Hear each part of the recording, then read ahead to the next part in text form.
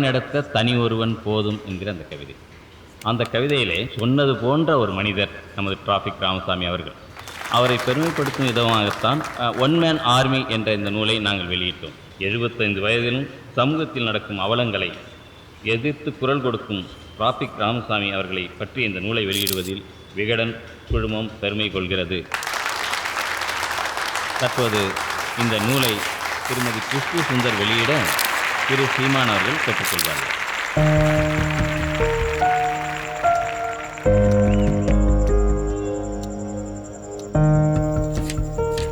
ஒரு கூட்டமோ ஒரு கட்சியோ அல்லது ஒரு இயக்கமோ கிடையாது.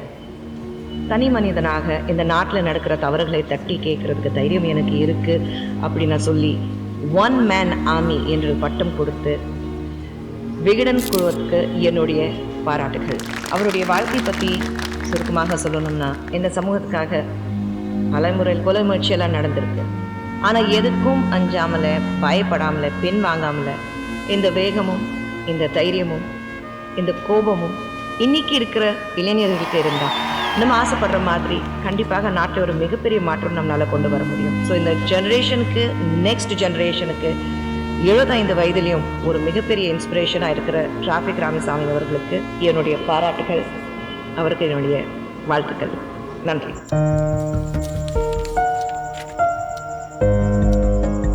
ஒரு போராளியின் சரித்திரம். ஐயா டிராஃபிக் ராமசாமி அவர்களுடைய வாழ்க்கை வரலாற்றை இன்னொரு நல் சமூக விளைச்சலுக்கான ஒரு விதை நெல்லாக இந்த புத்தகத்தை நான் பார்க்கிறேன். அப்படி அநீதிகளால் கட்டமைக்கப்பட்ட இந்த சமூகத்தை மாற்றுவதற்கு போராடுகிற ஒரு புரட்சியாளராகத்தான் நான் நமது ஐயா டிராஃபிக் ராமசாமி அவர்களை பார்க்கிறேன். தடம் பார்த்து நடப்பவன் மனிதன், தடம் பதித்து நடப்பவன் மாமனிதன் என்கிறான் பிடல் காஸ்ட்ரோ. அப்படி இந்த மண்ணில் ஒவ்வொரு தடத்தையும் இன்னொரு தலைமுறைக்கான வழித்தடமாக பதித்து வாழ்ந்து கொண்டிருப்பவர் நமது ஐயா டிராஃபிக் ராமசாமி அவர்கள்.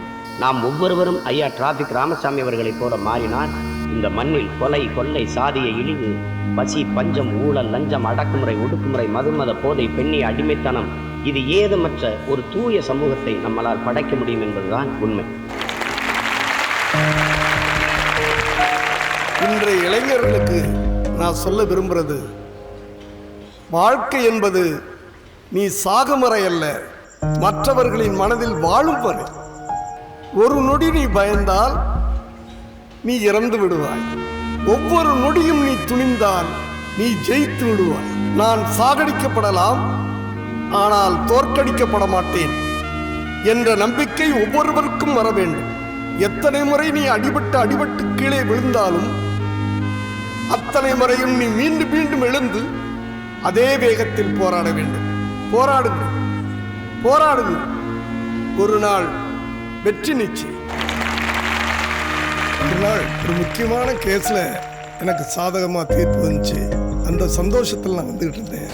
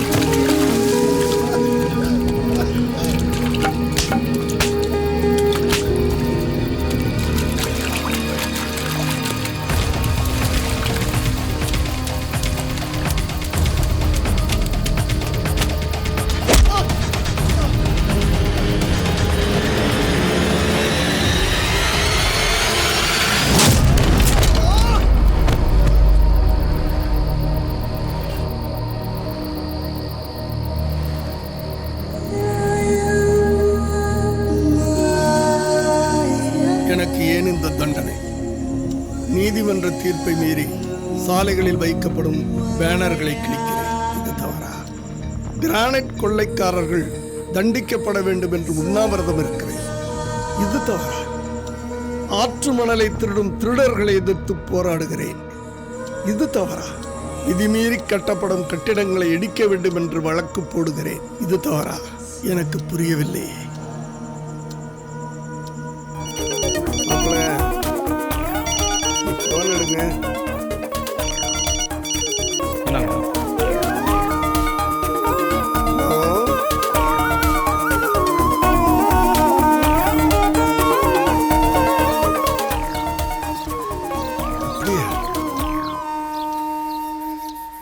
இந்த இடத்துல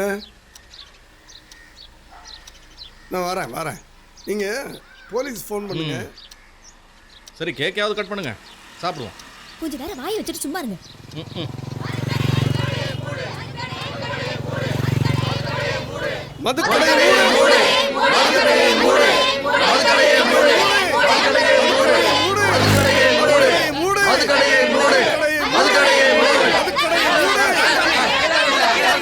கோயில் பக்கத்துல, ஸ்கூல் பக்கத்துல நீ சொல்றது கேட்கறதுக்கு நான் இல்ல.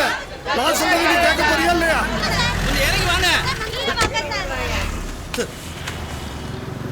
மிஸ்டர் ராமசாமி, நான் ஃபைனான்ஸ் செக்ரட்டரி, கோட்டையில இருந்து வர்றேன். நீ கோட்டையில இருந்து வந்திருக்கியா, குட்டிச்சோர்ல இருந்து வந்திருக்கியான்னு எனக்கு தெரியாது. முதல்ல கடையை மூட போறியா இல்லையா? கவர்மெண்டோட கடை, நீ நினைச்ச உடனெல்லாம் மூட முடியாது. சரி, நீ நினைச்ச உடனே மூட முடியாது, நான் நினைச்ச உடனே குச்சிடலாம்ல.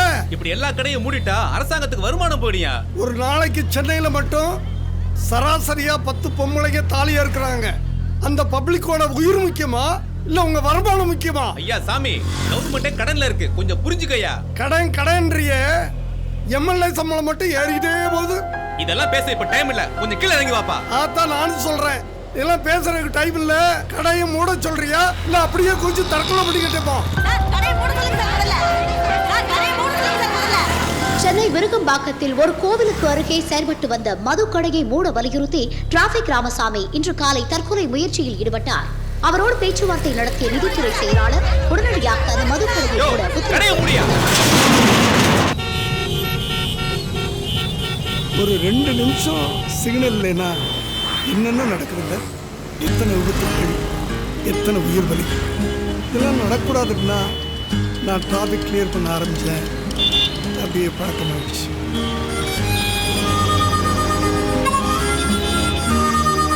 சின்ன வயசுல போலீஸ்காரன் ஆகணும்னு நினைச்சேன். இப்போ பாதி போலீஸாவே ஆயிட்டேன்.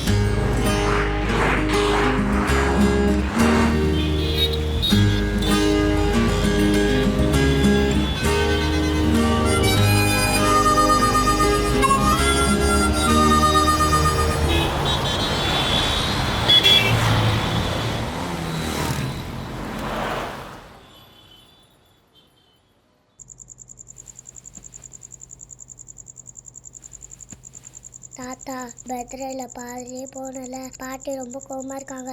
அப்படியா? ஒரு நிமிஷத்துல பாரு.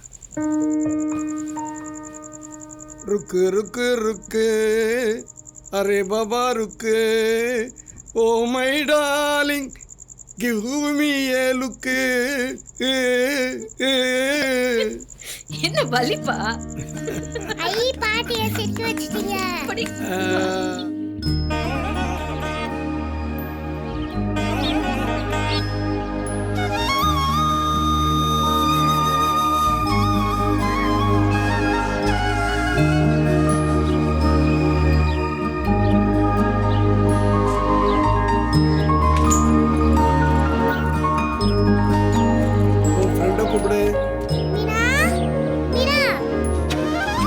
அப்பா உன்னை எவ்வளவு கஷ்டப்பட்டு படிக்க வைக்கிறார் தெரியுமா? ஆட்டோ ஓட்டி, அதை ஓட்டி கஷ்டப்பட்டு இவ்வளவு பெரிய ஸ்கூல்ல படிக்க வைக்கிறார். சரி அங்கிள், நல்லா படிக்கிறேன். Very good. Okay uncle, bye. Evening வரேன். ஓகே தாத்தா.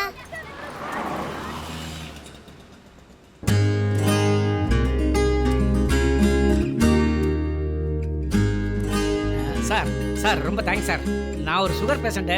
பசி டயத்தில் சாப்பிடலன்னா மயக்கம் வந்துடும். அதான் பக்கத்து ஹோட்டலில் போய் சாப்பிட போயிருந்தேன். பரவாயில்ல சார், அப்பப்போ நீங்கள் ஹெல்ப் பண்ணுறதுக்கு ரொம்ப தேங்க்ஸ் சார். பரவாயில்ல. சார் நமக்கு எந்த ஊர் சார்? மாத்தூர். அடே நம்ம ஊர் தான் சார். ஏதாவது உதவி வேணா கேளுங்க. என் பேர் வீரபத்ரன். இப்போ தான் சிங்கப்பூர்லேருந்து வரேன் சார். கண்டிப்பாக சார், டவுட்டே வேணாம். பக்கா நீட் அண்ட் க்ளீனாக இருக்கும். Highly hygienic. நான் வீட்டுக்கு போய் பேசுகிறேன், ஓகேவா? என்ன சார் வேணும்? ஒன்றும் இல்லை, இந்த பான் பராக்கச்சியை பல பேர் போகிற ரோட்டில் துப்புறீங்களே, யாராவது மிதிச்சா இன்ஃபெக்ஷன் ஆகாதா, வியாதி கீதி வராதா? இதில் வேற பெரிய ஹைஜீனிக்னு சொன்னீங்க, சிங்கப்பூர்லேருந்து வரேன்னு சொன்னீங்க. சிங்கப்பூரில் துப்பியிருந்தா எவ்வளோ ஃபைன் போட்டிருப்பான்னு தெரியுமா? அது சிங்கப்பூர், இது இந்தியா. ஓ, இந்தியானா அவ்வளோ கேவலமாக போச்சு உனக்கு. யோ போயா, சும்மா பெரியவன் மாதிரி சொல்ல வந்துட்டான். ரோட்ல யார் வச்சுட்டுனா நீ அடிச்சிருவ. அது இல்லை மேடம், நான் மரியாதையே கேட்டேன், அவர் மரியாதை இல்லாமல் பதில் சொன்னார், அதுதான் அடிச்சேன். ஓ, இப்போ மரியாதை துப்பியிருக்கேன், என்ன பிடுங்க போற?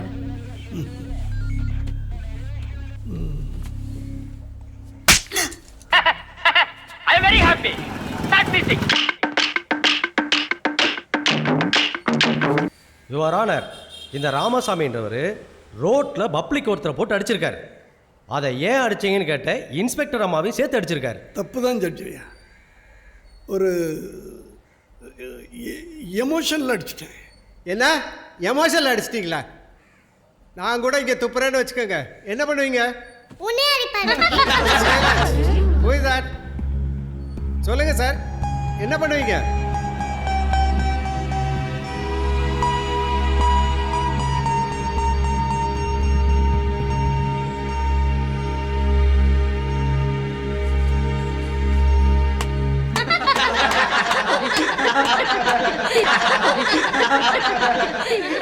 ஐயா, ஒரு ஜென்டில்மேன் பான்பராக்கச்சியை ரோட்டில் துப்புனதும் இல்லாமல் சிங்கப்பூரை பெருமையாகவும் இந்தியாவை கேவலமாகவும் பேசினாரு, அதனால அடித்தேன்.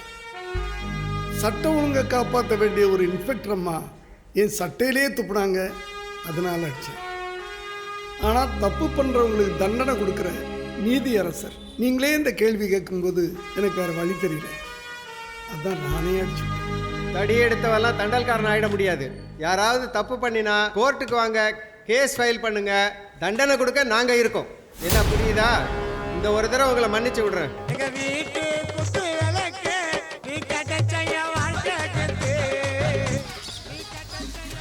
தம்பி டேனியல் விடுங்க. என்னது டானியா? முயலே டானி அண்ணன் சொல்லு. உட்காரு அண்ணே, உங்களை தேடி பாட்டி வந்துருங்க. சார் என்ன வேணும்? ஒரு காரியம் பண்ணணும். மெனு கடை என்ன எடுத்தாருங்க? அப்படி டேனிஷ் உதவுங்கரங்கள் விலைப்பட்டியல். ஆயுதமே துணை, ஆலை அடிக்க ரூபாய் 25,000, கைவெட்ட ரூபாய் 50,000, கொலை செய்ய 1,00,000, அட்வான்ஸ் 50%, ஜிஎஸ்டி இதர வரிகள் தனி. இதில் என்ன பண்ணணும்? கொலை பண்ணணும். கொலையா? அட்வான்ஸு